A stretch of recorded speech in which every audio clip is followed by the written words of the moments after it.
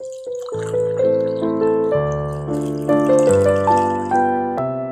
welkom by hierdie week se koffiekuier episode. Ek hoop jy het 'n lekker koppie koffie of tee daar waar jy nou inskakel en dat jy gaan saam luister en beleef dat die Here ook vandag vir jou 'n boodskap het deur sy woord.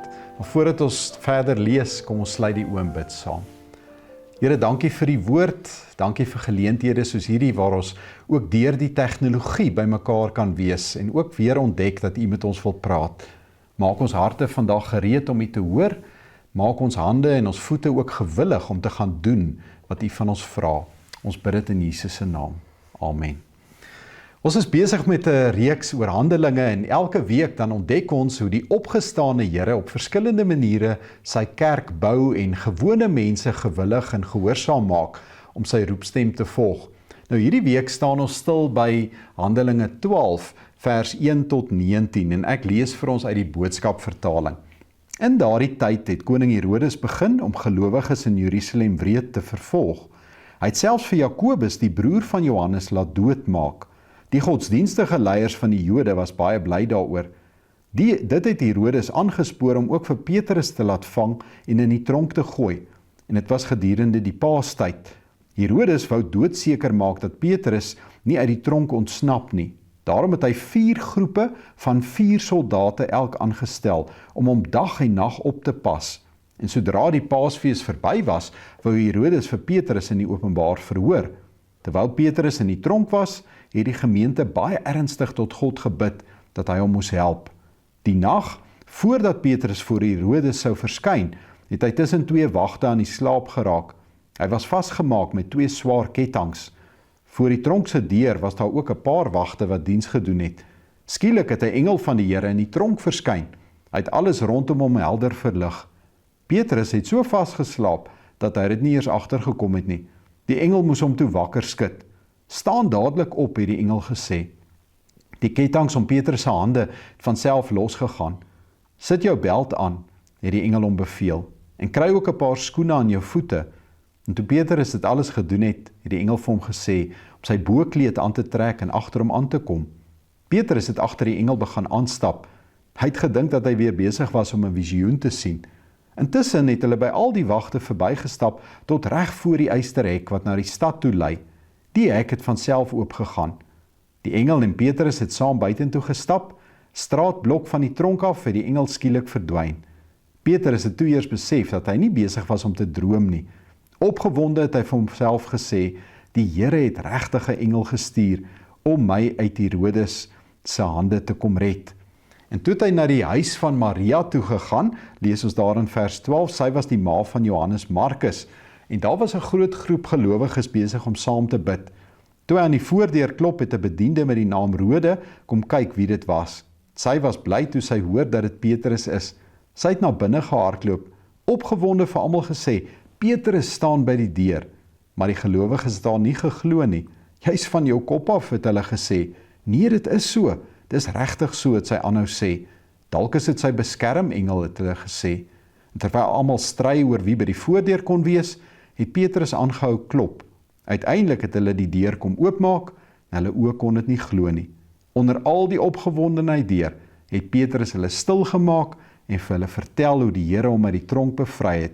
Gaan sê nou vir Jakobus en die ander gelowiges wat gebeur het hy bygevoeg. Daarna het hulle na 'n ander plek vertrek. Die volgende dag was daar chaos onder die soldate wat Petrus opgepas het, want hulle kon nie verklaar hoe hy spoorloos verdwyn het nie.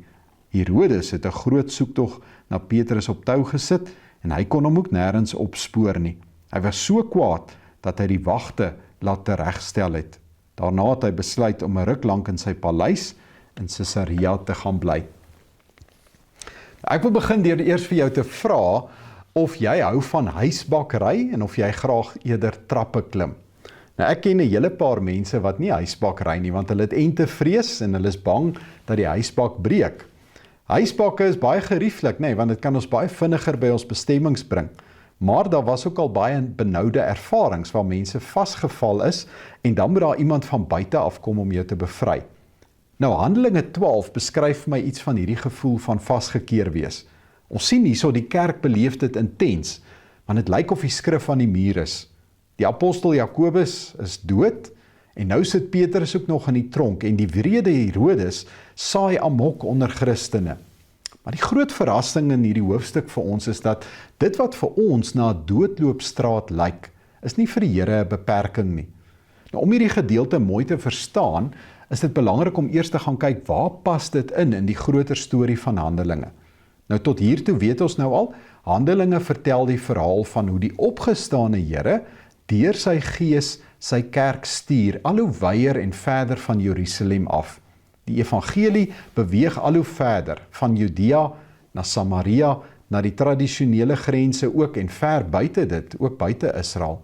Nou teen hierdie tyd het daar in Handelinge nou al 'n paar groot goed gebeur. Ons weet Pinkster het al gebeur, dat die gemeente in Jerusalem begin groei het, dat daar vervolging was, as ons nou Stefanus se verhaal wat doodgemaak is ook onthou, en hoe die gelowiges dan verstrooi word, ook hoe dit daar in Samaria selfs wortel begin skiet het. Hoe Paulus dan nou tot bekering kom, en die heiden Cornelius, die offisier, ook tot bekering kom. Handelinge 11 sien ons dat Antiochië 'n belangrike nuwe sentrum van die evangelie word. So hierdie hoofstuk 12, is nie sommer net 'n wonderverhaal wat los uit die lug gegryp is en nou in die boek staan nie. Maar dit werk amper soos 'n brug. Want aan die een kant het ons hierdie Jerusalem-Petrus fase wat nou 'n hoogtepunt bereik, en aan die ander kant, in die volgende groot skei wat dan gaan plaasvind, is daar Barnabas en Paulus se sending ook na verder en na ander volkere. En daarom is vers 24 vir ons so belangrik, waar daar eintlik staan dat die woord van God het toe al hoe verder versprei om meer mense te bereik.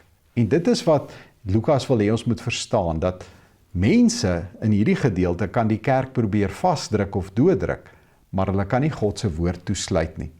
Nou as ons na die konteks van die verhaal kyk, dan sien ons het hier te maak met Herodes, of eintlik Herodes Agrippa. Nou hy was die kleinseun van Herodes die Grote en het oor Judea geregeer, ongeveer 41 tot 44 na Christus.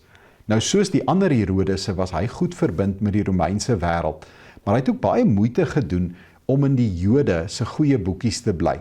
En dit help ons om ook sy optrede hierso te verstaan.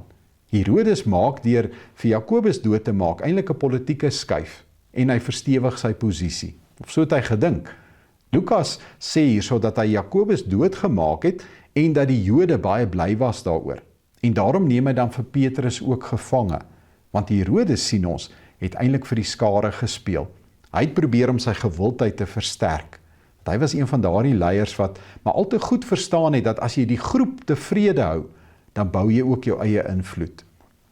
Nog 'n interessante ding is dat hierdie verhaal afspeel tydens die fees van die ongesuurde brode, met ander woorde in Paastyd. En dit bring sommer ekstra spanning ook in hierdie storie, want Petrus sit nou ook in die tronk, ook weer eens as gevolg van 'n wrede koning.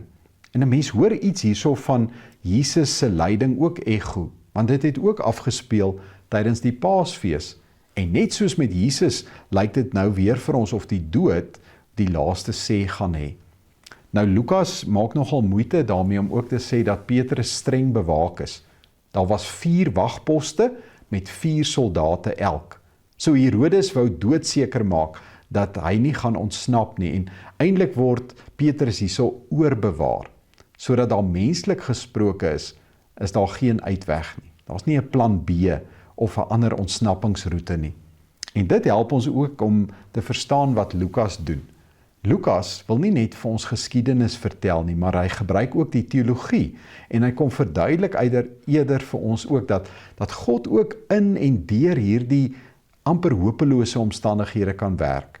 So hy gee vir ons sekere detail, sodat ons ook sal besef, dit gaan nie hier oor hoe slim Petrus was, of hoe swak die sekuriteit was nie, maar dat God almagtig genoeg is om deur tralies en ketTINGs en konings te kan werk. En dit pas so mooi in by die groter boodskap van Handelinge, dat die opgestane Jesus leef, dat hy regeer, dat hy gewone mense steeds kan gebruik, selfs wanneer dit lyk asof dit te vergeefs is. Nou, hierdie hoofstuk, kan jy weer gaan kyk, begin nogal swaarmoedig, want Herodes maak Jakobus, die broer van Johannes, met die swaard dood. En ons sien nie dat dit vreeslik uitgebrei word op wat daar gebeur het nie.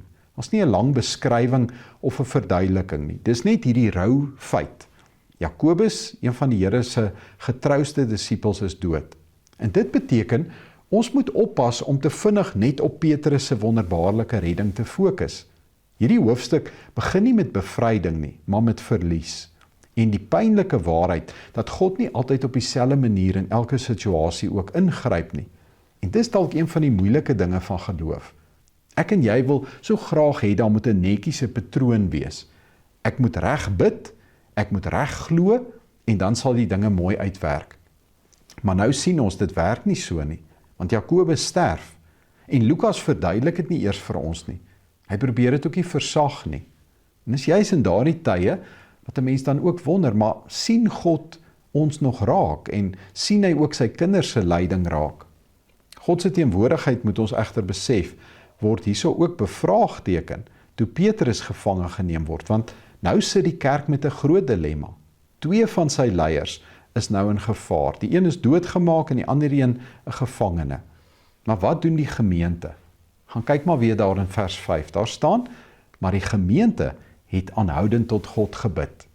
Daardie woordjie aanhoudend, ektenos in die Grieks, is eintlik 'n intense, uitgerekte gebed. Dis nie net 'n noodgebed van, Here help my asseblief nie, maar dit was aanhoudend. En dit was die gemeente se reaksie op hierdie krisis. Volgehoue gebed. En dit alleen is al klaar vir ons simbolies, want ek dink nie dit is ons eerste reaksie as ons in die nood is nie. As ons in die nood is, probeer ons gewoonlik eers self planne maak of opsies oorweeg of dalk 'n paar kontakte te bel vir uitkoms. Eers later sal ons dalk dink daaraan om te bid. Maar die eerste reaksie van die gemeente was om na God toe te draai. En ek dink dis juis ook op daardie plek, as ons ernstig en opreg bid, wat 'n mens besef dat ek kan oorgee, want ek is nie altyd in beheer nie. Ek kan na die Here toe kom met my broosheid en my angs en my benoudheid, met die besef dat iemand groter ook nou vir my moet intree. En dan kom ons by die nag voor Petrus se verhoor, en hierdie deel bly vir my so merkwaardig, dat Petrus vas aan die slaap is tussen die soldate. Nou dis die heel moontlik laaste nag van sy lewe, en tog slaap hy so diep. En ek wonder sommer, wat het in sy hart aangegaan? Ek weet nie of ek in sulke omstandighede so lekker sou kon slaap nie. Want elkeen van ons reageer ook mos maar verskillend onder druk. Party mense kan nie slaap as jy gespanne is nie, en party is so emosioneel uitgeput, dis al wat hulle kan doen. Maar hierso kom simboliseer Lukas eintlik vir ons, Paulus of Petrus slaap, want hy's kalm en hy's vol vertroue, want hy weet maar te goed, in sy lewe was daar al baie gevalle waar die Here voorsien het, en daarom kom gee hy homself oor aan die Here, omdat hy weet, ek kan niks doen om hierdie omstandighede op te los nie. Die verhaal neem dan 'n wending, en dis waar die engel dan verskyn en hierdie verblindende lig in die tronksel kom skyn. En hy maak Petrus wakker. Nou is vir my baie interessant hoe prakties hy ook hierdie bevryding beskryf. Eers sê hy vir Petrus, jy moet opstaan, dan moet hy sy gordel vasmaak, sy skoene aantrek, sy boekleed vat en dan saam met hom loop. Alles gebeur stap vir stap. En dit is ook vir my mooi, want ons dink baie keer, God moet eensklaps kom ingryp en alles net reg maak. Maar tog wil die Here eerder hê, ons moet tree vir tree saam met hom loop. Hy gee nie vir ons die volledige prentjie op een slag nie, maar hy nooi ons om stap vir stap eers saam met hom te loop, en so kom die deurbrake. Nou Petrus besef natuurlik nie dadelik wat aangaan nie. En dis eers later as hy by die eysterhekke uit is, wat hy tot verhaal kom en sê, "Sjoe, ek besef nou, dis die Here wat my ook hier gelei het en gered het." En dis menslik, want baie keer het ons eers perspektief en afstand nodig voordat ons kan sien dat die Here ons gered het. En dan skuif die verhaal vir my na een van die mooiste en ook snaakste tonele in hierdie hele hoofstuk. Petrus daag op daar by die huis van Maria, en as hy klop, dan kom Rode en luister by die deur, heel moontlik bang, maar sy is so bly as sy Petrus se stem herken, sy hardloop sommer weg, sonder om dit oop te maak. En ironies, wat doen die gemeente? Hulle glo haar nie.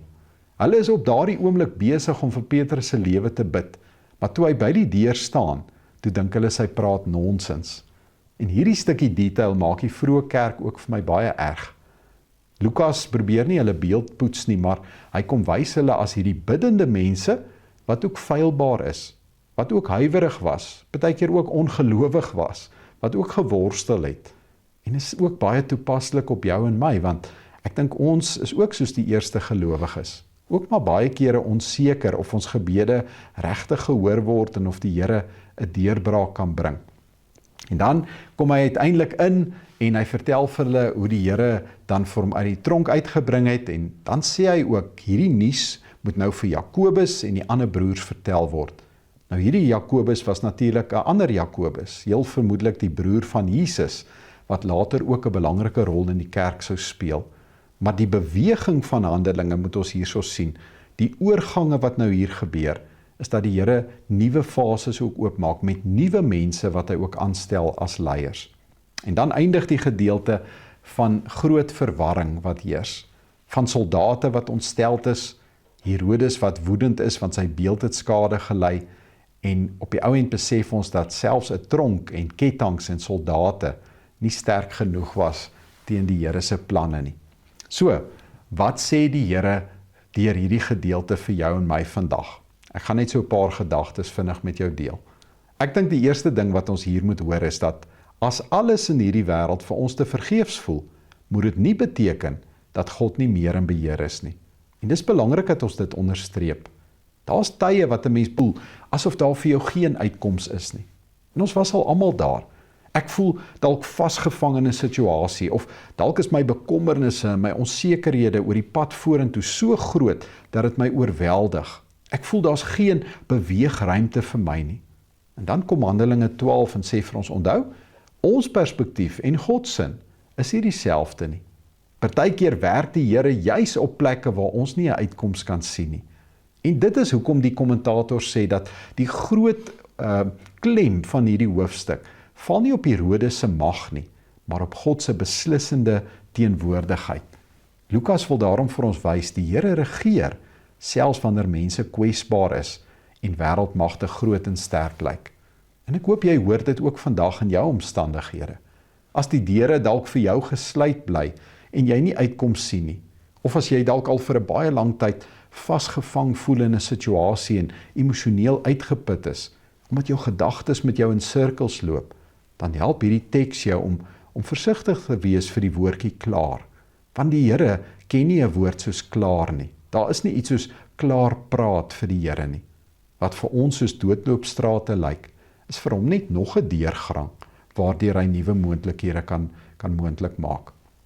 En dan die tweede gedagte is, gebed is nie net 'n spaarwiel vir Christene nie, maar dis eerder 'n stuurwiel. So, as ons weer gaan kyk, die gemeente in hierdie hoofstuk, hulle is glad nie in beheer nie, en daar's niks wat hulle kon doen om Petrus te bevry nie. Hulle kon ook nie die wrede Herodes stop nie, of vir Jakobus terugbring nie, maar hulle kon bid. En dit het hulle ernstig gedoen, en aanhoudend gedoen. En ek dink hierin lê daar ook vir ons 'n les.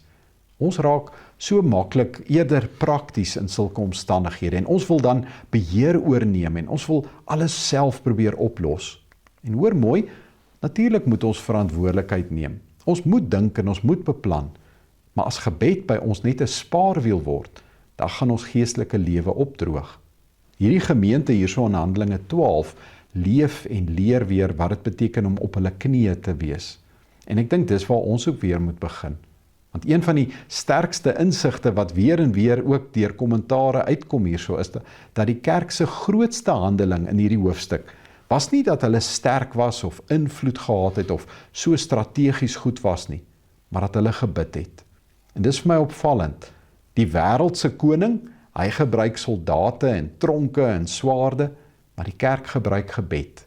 En daarom eindig Lukas se verhaal so dat jy moet weet dat wie die laaste woord op die ou end gaan hê. En dit is die persoon wat op sy knieë gaan bly en eerder gaan bid en vra, Here, ons kan nie of ek kan nie, maar ek weet U kan. En daar gebeur dan iets ook wanneer ons so aan die Here verbind bly. Ja, ons omstandighede verander nie altyd dadelik nie, maar is jou binneste wat begin asemhaal en jy begin minder angstig raak, want jy weet by wie jy skuil. En dan die laaste gedagte is dat God altyd betyds is. Ja, die mense bid, maar wanneer die antwoord aan die deur klop, dan sukkel hulle om te glo. En tog, wat gebeur hierso? Die Here draai nie sy gesig weg en laat hulle nou maar aan hulle eie genade oor nie. Hy's genadig. Hy kom juis na hulle toe in hulle swakheid en in hulle verwarring en dan verras hy hulle.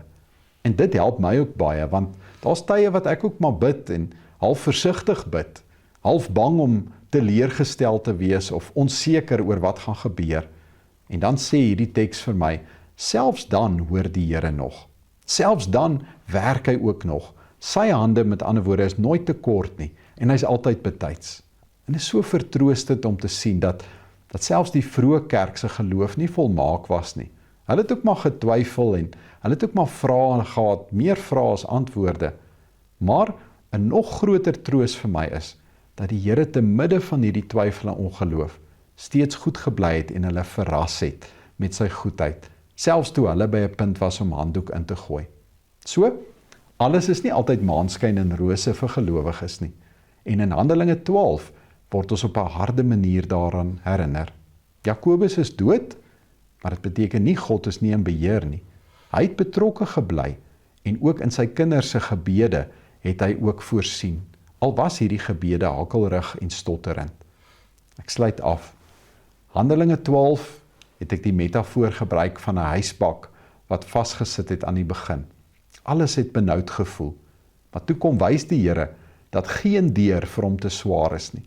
Geen tronk is vir hom te sterk nie en geen koning is vir hom te groot nie. En miskien is dit presies wat ons ook vandag moet hoor. Dat die Here nog steeds kan oopmaak wat vir jou en my toegesluit voel. Dat hy nog steeds kan werk waar ons nie uitkoms kan sien nie. En dat hy nog steeds hoor wanneer sy mense tot hom bid. Amen. Mag jy 'n geseënde week hê en volgende week gesels ons verder.